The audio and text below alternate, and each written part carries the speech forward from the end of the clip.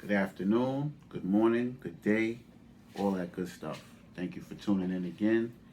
This is a marvelous, and I appreciate your time and attention because that's two things you cannot get back, no matter how much you try. So thank you for tuning in. This video, we're going off the deep end. I'm going to talk to your soul, literally.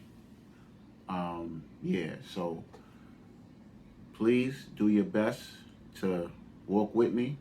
If you can't walk with me through this whole video, I'm gonna do my best to not make this a snooze patrol, because this is a pretty advanced subject.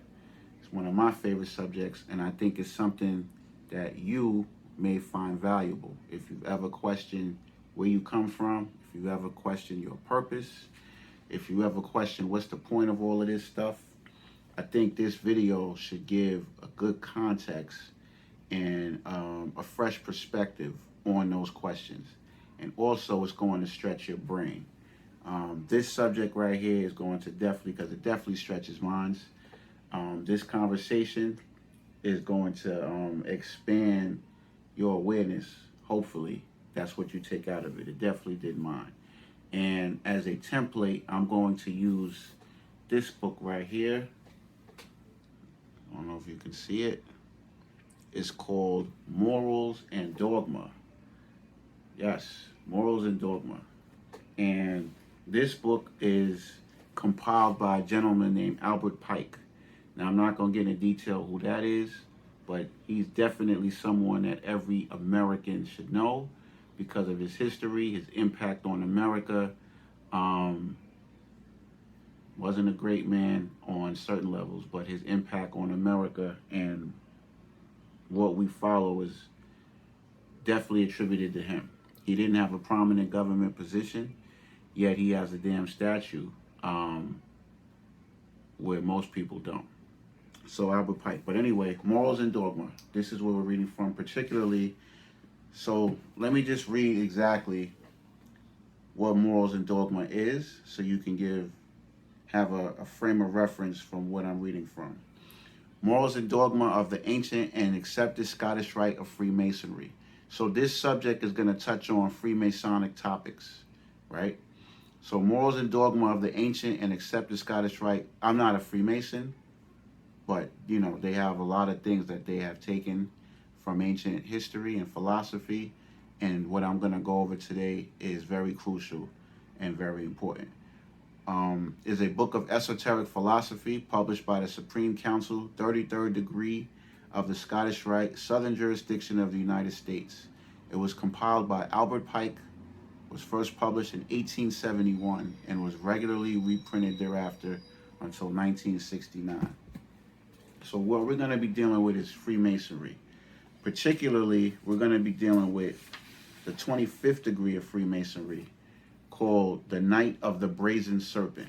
It's called the Knight of the Brazen Serpent. 25th degree of Freemasonry.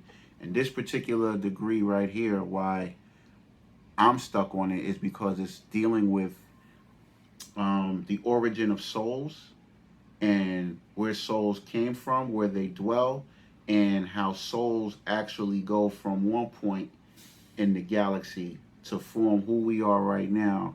Us, me talking, you listening, us interacting with each other to what we call human beings. So this goes into a breakdown in detail of how souls become human beings. So that's why this particular degree is fascinating to me. And hopefully it's fascinating to you as I get through this. So let me begin. So what I'm going to do is what I normally do now is read and then interpret. And I know a lot of people are like, damn, you're always using books and stuff. The reason why I started doing this on camera is because there's a lot of subjects that, due to time and due to the weight of intensity of the subjects, it's just not feasible for a person to get through on a regular basis. So actually using these and actually interpreting them and breaking them down, it kind of saves you time, and it kind of saves, time in general, because if you don't have time to get through all of these things, you actually have frames of reference through the video if you don't have time to get through the books. And it's no need to miss out on all of these great subjects and all of these great books just because of time, because you can't get time back. So that's why I started using it, and also because some of these subjects are so out there at times that it could be attributed that a lot of this stuff came from me and that it's just quacky, and it's not. These are things that's been in existence. You think about it, other people have thought about it, so that's why. So it's basically frames of reference. Okay, so with that, let's begin.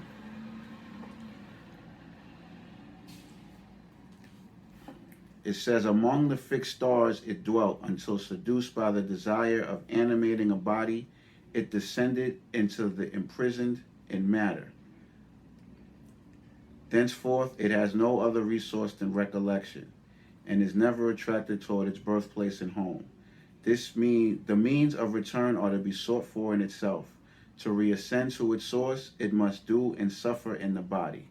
So let's look at what that's saying. It's saying that amongst the fixed stars is where souls dwell.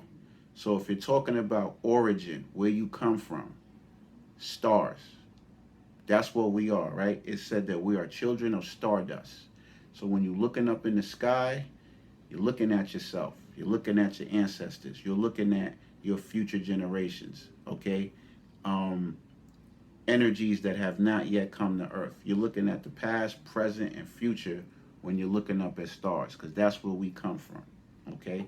In the other videos, I'm going to follow up with other groups of people in history that actually develop mystery systems to actually get back to where they are deliberately. So that's what this is saying. Souls dwell in the fixed stars, and when they come down or come to Earth, they are imprisoned in matter. So when your soul is in this form that we know as human beings, it is in jail. Your soul is in jail. So everybody walking around, your soul is in prison.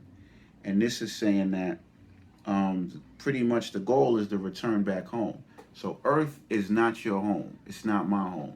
This is it's like an extended hotel stay, you know, and depending upon the quality of that hotel that you're staying in depends upon your circumstances and your experiences. But Earth is our hotel for our soul. It's in prison. It's is not where we come from. So the goal is to get back to where we came from. Now, from what this is saying, it said that it has no other resource than recollection. So when you think of things like deja vu, when you get flashes of little things that you've experienced it before, a lot of that could just be your soul's memory.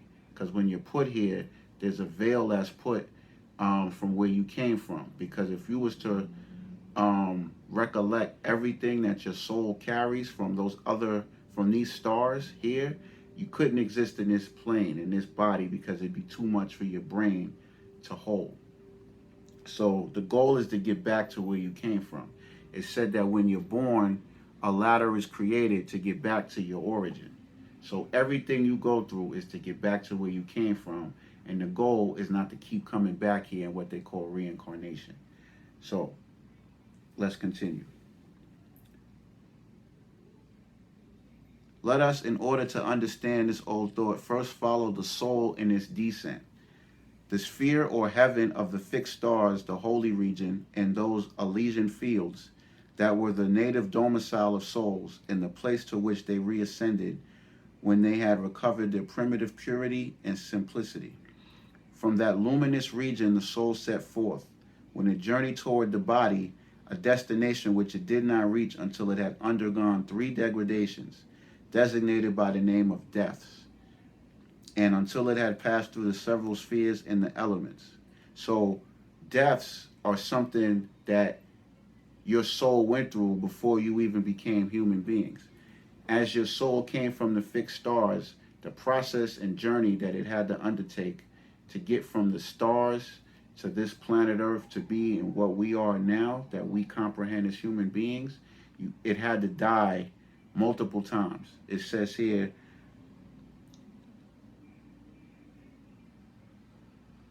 designated by the name of deaths, 3 degradations. So it says that your soul died 3 times before it can manifest as what we call human beings. Think about that.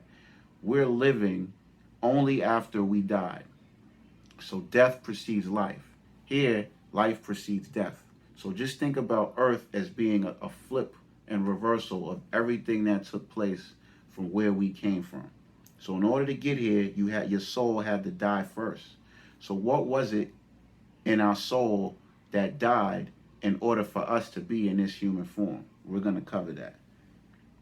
All souls remain in possession of heaven and of happiness, so long as they were wise enough to avoid the contagion of the body and to keep themselves from any contact with matter. So this is saying that the body is contagious, right? It's like a poison. And as long as souls stayed away from matter, so matter is the poison element, material. Matter is the poison element, right? And the body is a representation of matter for human beings. It said as long as souls stayed away from matter and the body, it was happy. So heaven, not the religious concept, but heaven and happiness is pretty much absent of matter and the body. Think about that, right? So if you're not happy and if you're looking for happiness and you're chasing heaven, 10 to 1, what's making you unhappy is something related to your material existence. Something to you wanting materials, not having materials, not getting the pleasure or getting the pain attached to the body.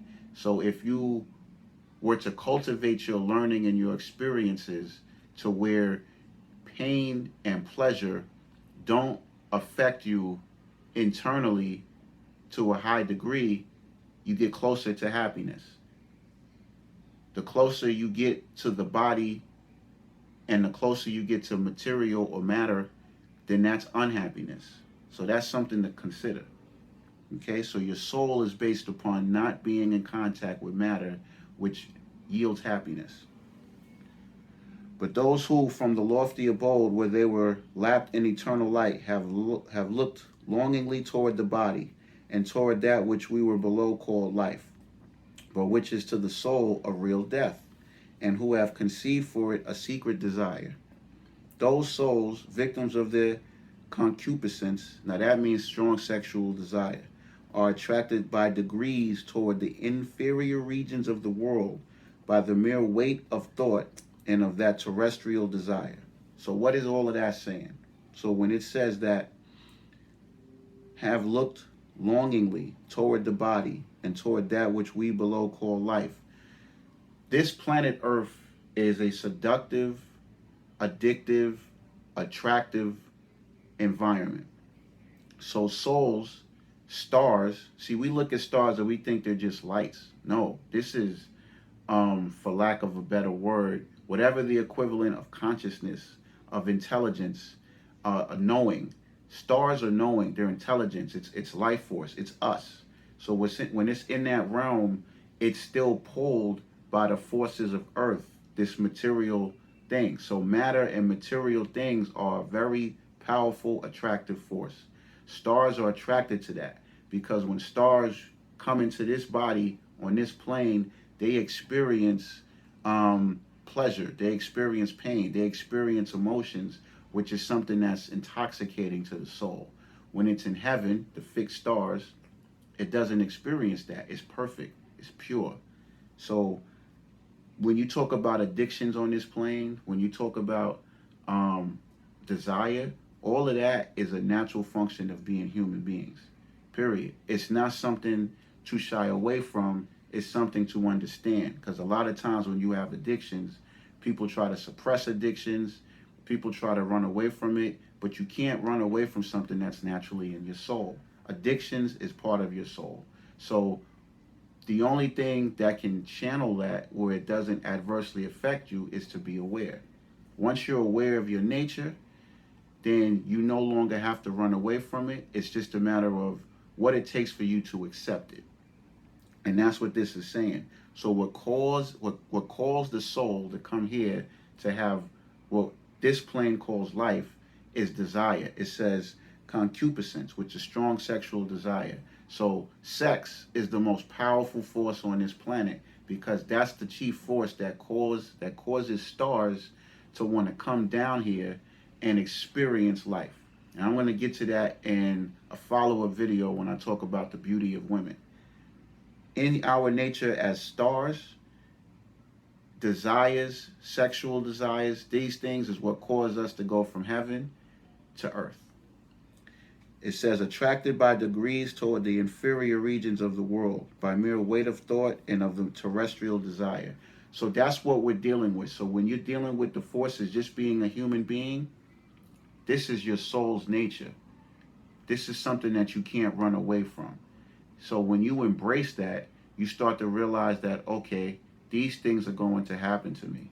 So how can I cultivate myself for these things to happen to me where it's in my benefit to help me get back to where I came from? They no longer become a vice. They become virtuous. They become guides. Okay. The soul, perfectly incorporeal. This is corporeal. Incorporeal means no shell, no matter. Does not at once invest itself with the gross envelope of the body, but little, by successive and insensible alterations, and in proportion as it removes further and further from the simple and perfect substance in which it dwelt at first. It first surrounds itself with a body composed of the substance of the stars, and afterward, as it descends through the several spheres, with ethereal matter more and more gross, thus by degrees descending to an earthly body, and its number of degradations or depths being the same as of the spheres which it traverses. So what that's saying is stars just don't come, fallen stars. They just don't come to Earth A to Z like we might imagine. Oh, that's a star, now you're Earth. No, it goes through a process, and I'm gonna explain that process. In that process, remember, the fixed stars are pure. As it leaves its abode in the fixed stars, whatever constellations your particular soul originates, because it's various constellations, various star systems. I'm going to get to that when I talk about the origins of America, origins of black people, and the constellations and the zodiac and astrology. Whatever constellations you come from, in order to get to Earth as a human being, this form, it has to go through a specific process.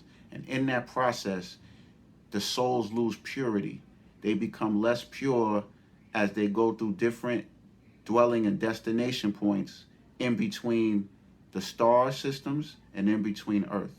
So there's various destinations.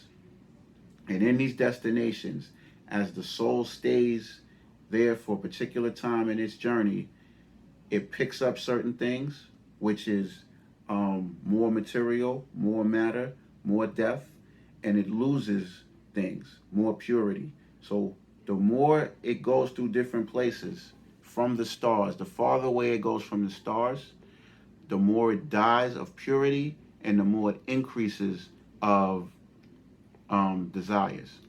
That's what we're dealing with. So everything you have, feelings, thoughts, all of that is picked up as the soul goes to these particular places in its journey. Everything I'm explaining is what makes us human beings. The emotions, the thoughts, all of that. It didn't just come because your parents had you and you popped out of a womb. No, what popped out of a womb was things that was already manufactured. It was already picked up because what popped out as a womb before it became what we call physical already went through a journey. So all of the things that is manifested in a child, a baby, a newborn, inside that newborn are lessons and experiences from other destinations once it left the stars. I hope I explained that clearly because this is some advanced stuff. Okay. And it gets grosser. So the farther it goes from the stars, it gets more corrupted. That's what it's saying. It's a corruption. We are born in a corrupted sense. Even though babies are innocent and pure, they represent the closest form to purity that you can get because where they came from, outside of Earth is more pure than on Earth, than this planet. So that's why babies represent purity. Even in their purity, they are in a impure, gross state. They are just the purest of the grossest, if that makes sense. Okay. It first surrounds itself with a body composed of the substance of the stars. So well, let me keep reading. And afterward, it descends through the several spheres with ethereal matter more and more gross, thus by degrees descending to an earthly body, and its number of degradations or depths being the same as that of the spheres which it traverses. The galaxy, Macrobius says, crosses the zodiac in two opposite points, Cancer and Capricorn. The tropical points in the sun's course, ordinarily called the gates of the sun. These two tropics, before this time, correspond with those constellations, but in his day with Gemini Sagittarius in consequence of the precession of the equinoxes. But the signs of the zodiac remain unchanged, and the Milky Way crossed the signs Cancer and Capricorn, though not at those constellations. So, what is all of that saying? Already covered that when the stars start to leave their abode in the constellations and these fixed star systems, and they go through their journey through different destinations, what happens is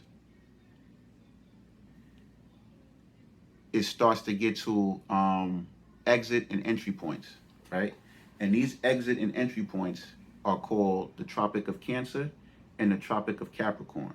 This is why your summer solstice and your winter solstice are so important, because these things represent life and death for the soul, life and death for the human body, right? So just keep that in mind. If you really want to delve into, for all my astrology people, about who you are, where you come from on a higher level, not just talking about evolution, chimps, monkeys, and apes. If you really want to get to know who you are, for my astrology, or anybody, the Tropic of Cancer, Tropic of Capricorn. That is the bridge between pretty much the seen and the unseen, the so-called heaven realm and this earthly realm. Those are the points of entry and exit for your soul.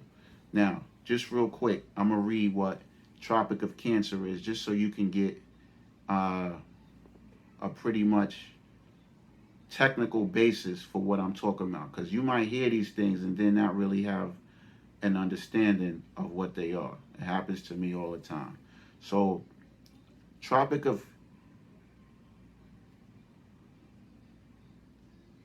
going to read Tropic of Cancer. That was Capricorn.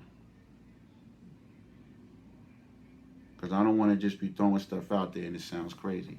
Tropic of Cancer, which is also referred to as the Northern Tropic, is the most northerly circle of latitude on Earth, at which the sun can be directly overhead. This occurs on the June solstice, summer solstice, when the northern hemisphere is tilted toward the sun to its maximum extent. And then the Tropic of Capricorn is the southern hemisphere, which happens which these phenomena take place during the winter solstice.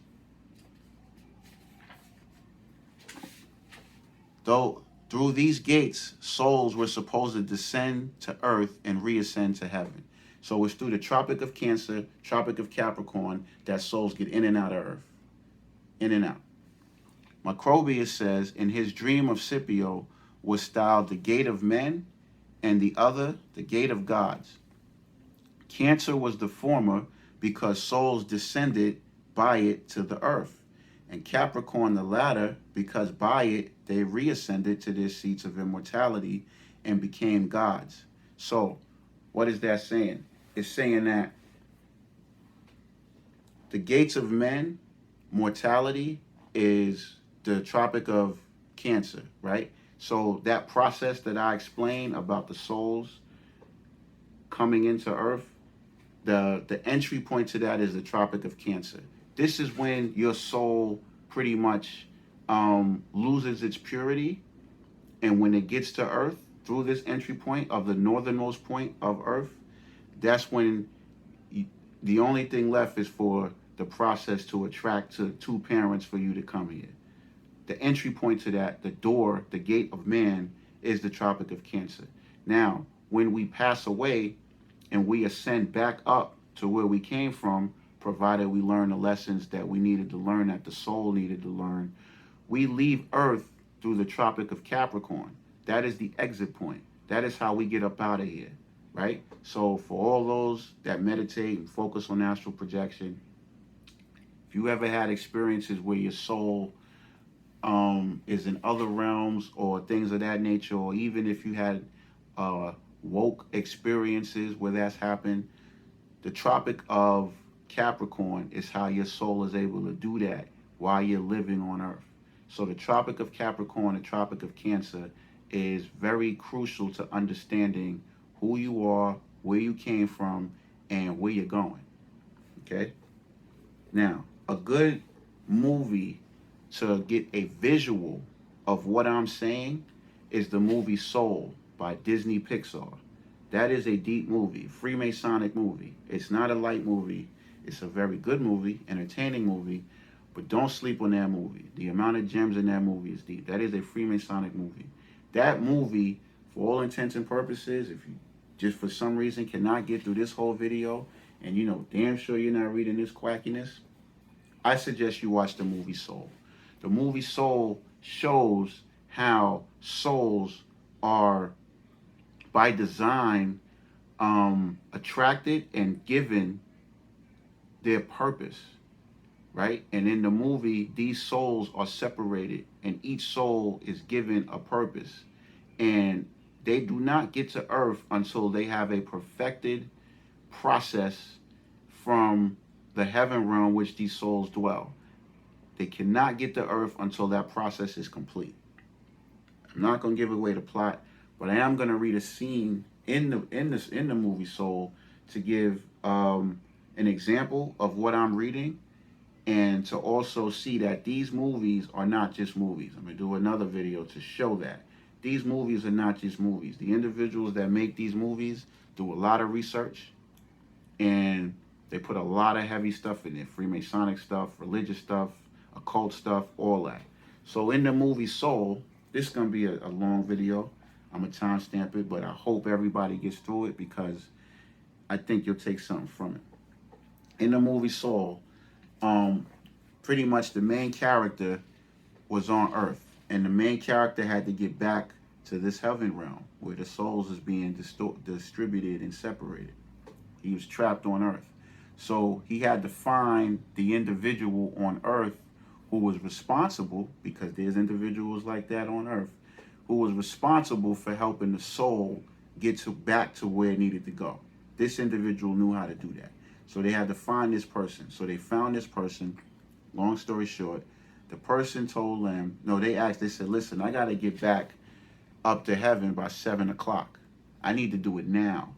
The guy said to him, because he was the one that was responsible for putting the soul of this person in a cat. I know I'm going everywhere. And he said, I have to be back to heaven, back into this realm by a certain time. The guy said to him, that's not possible. Okay? He said, the only way you can get back is if he performs and I'm reading the notes, an old-fashioned transmigration displacement. And he said, well, what's that? It's a simple way to get souls back to where they belong. So that's telling you that it is possible, right? And this is what the Egyptians did. This is what all of these ancient cultures were working on. It is possible to actually get your soul in and out of this place while you're living. That's what that scene shows you. So don't think that you have to die in order for your soul to get back to these constellations and to these origin points, because that's not the case. And well, not to go too far. So that's what that showed in the scene. And he said that this is where souls get back to where they belong. And he said it's a glorious ritual of dancing and chanting. So that's telling you that part of the process for you, if anybody's interested in exploring this is something that I need to put more time in. Your soul projecting up out of here, it said dancing, chanting, charting. It's a process, okay? And it also said that in order for this to happen, we have to wait for what's called a thin spot. A thin spot to open up Earth on the astral plane. So what he's saying is, in order for him to get this guy's soul back to the constellations and to where they came from in the heaven realm, the Earth had to have a thin spot, basically a portal. And portal is the connection between the astral plane, which is where I'm talking about with these fixed constellations, and Earth. In order to get there, you had to wait for a thin spot. So the main character was like, well, when is this thin spot? And he said, well, that thin spot occurs when Arcus, Orcus, moves into the house of Gemini. When is that? The main character asked. The guy answered, well, the government calls it 6:30. Now, that's a deep scene. That's probably got to be my favorite scene, A, because I'm an astrologer, and B, because that shows you that the government and it's just a movie, right? These individuals that make these movies understand that time is not what we think it is. And events happen according to astrology, constellations, numbers. So when he's saying in that scene that in order for you to get back to where you came from, we could only do it if there's a thin spot, which is a portal, at a particular, when the constellations, right? It said when Orcus moves into the house of Gemini, that is a particular configuration in the planet at a particular time. And they said that time was 6:30. The government calls it 6:30. So the government, these civilizations understood that every second, every minute, every hour, time is regulated by these constellations, these energies, these fixed points, these angles. And that according to different parts of the day and different parts of the night, certain things could be achieved and manifested. So you can't do things at the wrong time or it won't happen. Think about that. So when you attempt to change your life, and sometimes you could be doing all the right things, but if you do the right thing at the wrong time, that's failure. Okay? So that's what that scene is showing you. That's what we're dealing with. You are born at a particular time. And that time that you're born is the only time that you could have been born, that your soul needed to be born in order for your soul to achieve the objective that it was meant to achieve, for it to come from one place, the fixed stars, to here. Period. This is why astrology is so crucial. People that don't believe in astrology and all that, they just haven't studied enough.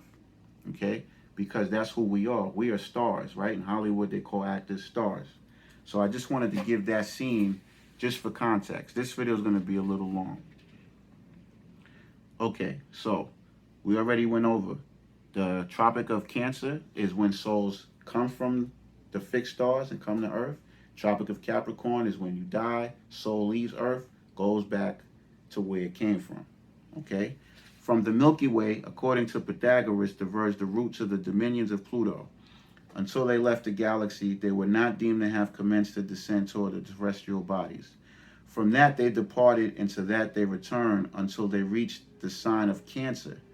They had not left it and were still gods. When they reached Leo, they commenced their apprenticeship for their future condition, and when they were at Aquarius, the sign opposite Leo, they were furthest removed from human life. This is where we're going, because right now we're in the age of Pisces. Next 100 or plus years will be in the age of Aquarius. So they saying that Aquarius, right, when the soul gets to that point, they were furthest removed from human life when they were at Aquarius. So when you hear that, the age of Aquarius is going to represent the highest point that man can possibly reach while we're on this plane as human beings. It's furthest away from human life. So that's why now you see so many things breaking apart, because the age of Pisces is being dismantled. And the age of Aquarius is going to represent an enlightenment. That's why now you're seeing a lot of Aquarius themes. We're not in Aquarius yet. People think we are. We're not. You can always tell what age we're in when you start to see idols being torn down, and it's a certain permanency where you don't see any remnants of that age anymore.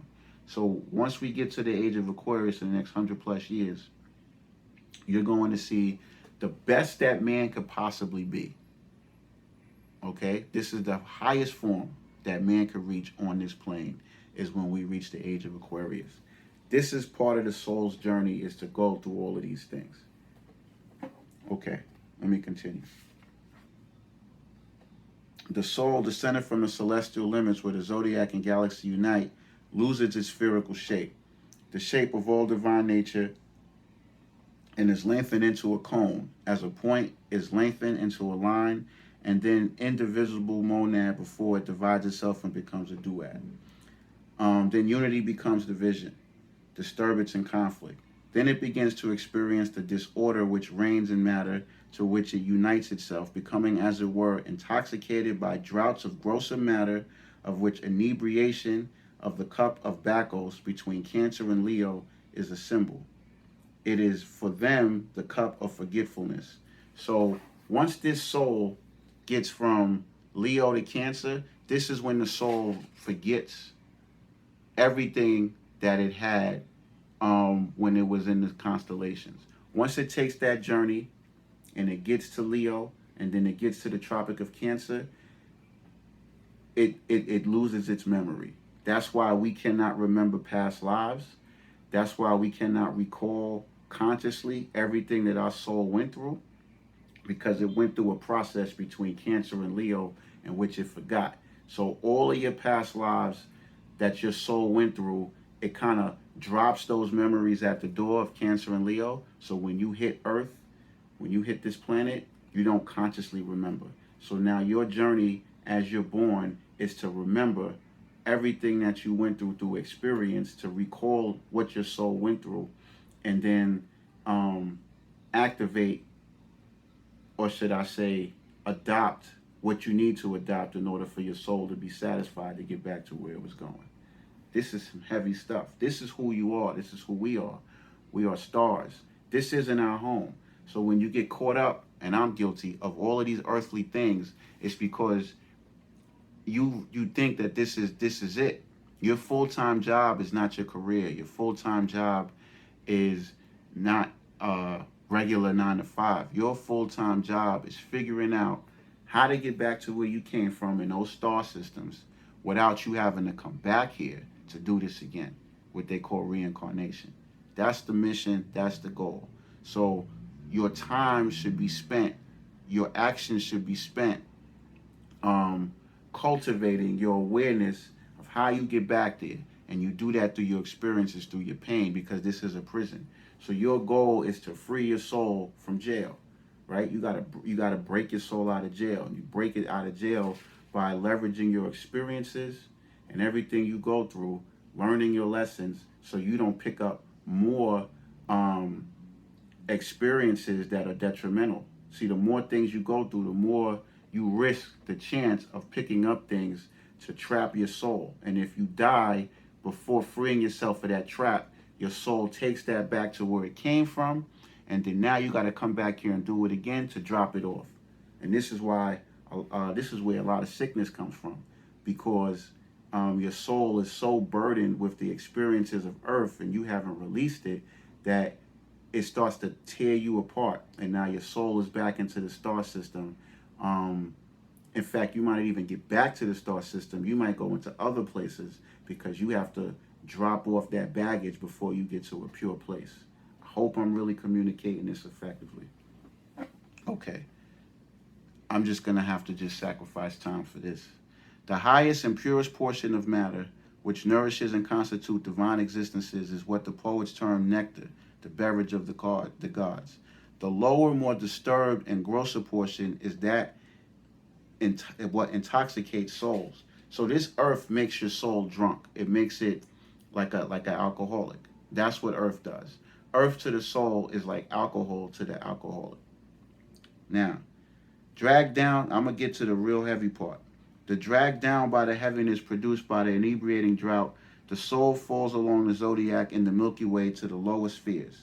And the descent not only takes in each sphere a new envelope of the material composing the luminous bodies of the planets, but receives there the different faculties which it is to exercise while it inhabits the body. Now, what I'm about to read, I'm about to read exactly where we get what we're made of, where it comes from. In Saturn, it acquires the power of reasoning and intelligence, or what is termed the logical and contemplative faculty. From Jupiter, it receives the power of action. Mars gives it valor, enterprise, impetuosity. From the Sun, it receives the senses and imagination, which produces sensation, perception, and thought. Venus inspires it with desires. Mercury gives it the faculty of expressing and enunciating what it thinks and feels. And on entering the sphere of the moon, it acquires the force of generation and growth.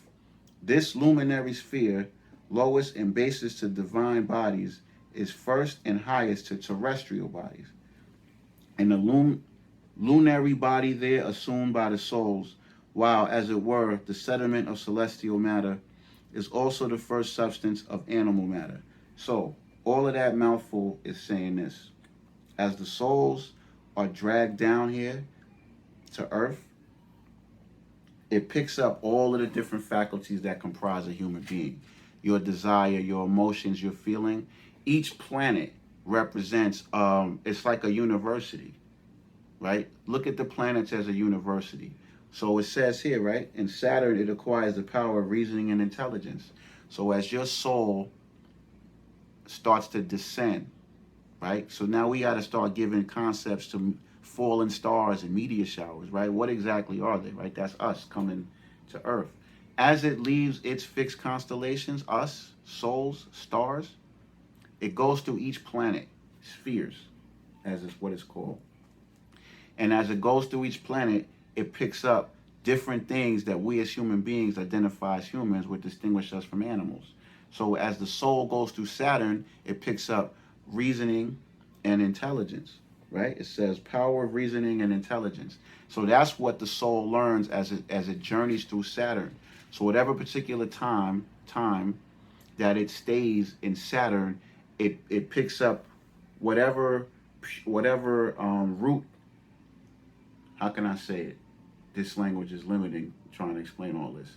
When the soul goes through these planets, like Saturn, for example, the basic foundation to whatever lies that comprises intelligence and reasoning, the soul learns from Saturn. Then as it goes to another planet, Jupiter, it receives the power of action. So whatever forces you to act in life, that faculty you learn from Jupiter. So each of these planets are schools, they're universities. And as your soul goes through each of these universities, it loses its purity, it loses its heaven nature, and it starts to become more gross and more impure in property. So once it gets through all these planets, it says that the lowest, most impure is the moon to the soul, to the gods. So from the heaven realm, the moon is the lowest, most grossest aspect. And they say, this is going to sound crazy, but the sun is the masculine, right? And the moon is the feminine. But it says that on Earth, on this terrestrial form, this terrestrial field, the moon is the highest, right? So on Earth, women represent the moon. So on Earth, women are seen as a dominant, powerful force, mysterious. But in the realms, it's not the moon is the lowest.